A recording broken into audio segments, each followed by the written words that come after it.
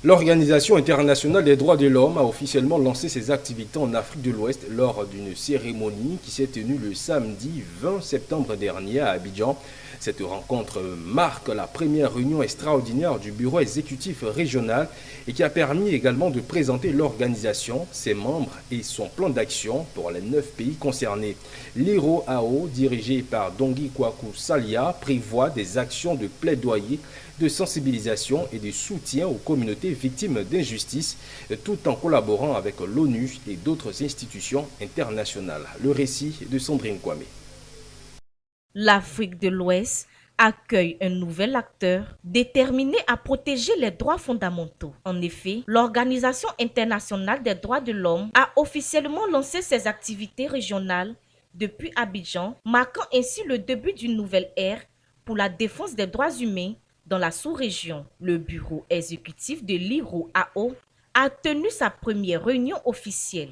Les échanges ont permis de présenter la vision de l'organisation, les membres du bureau et les grandes lignes de son plan d'action dans ces 9 pays membres. Nous sommes à l'Assemblée générale extraordinaire qui réunit tous les membres du bureau exécutif Afrique de l'Ouest afin de nous permettre de lancer officiellement les activités de l'Organisation internationale des droits de l'homme en République de Côte d'Ivoire et bien évidemment dans les 8 autres pays de la sous-région. Il faut dire que nous avons pas mal d'objectifs à atteindre au niveau des droits de l'homme, surtout que nous sommes en Afrique de l'Ouest.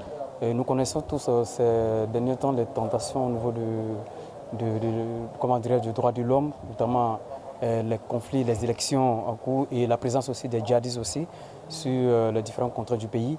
Notre centre que nous avons des populations qui sont un peu au nord de la Côte d'Ivoire, qui ont aussi besoin aussi d'une intervention aussi des droits de l'homme. L'organisation prévoit également de formaliser ces structures avec une cérémonie officielle d'accréditation qui interviendra après les élections prévues en octobre.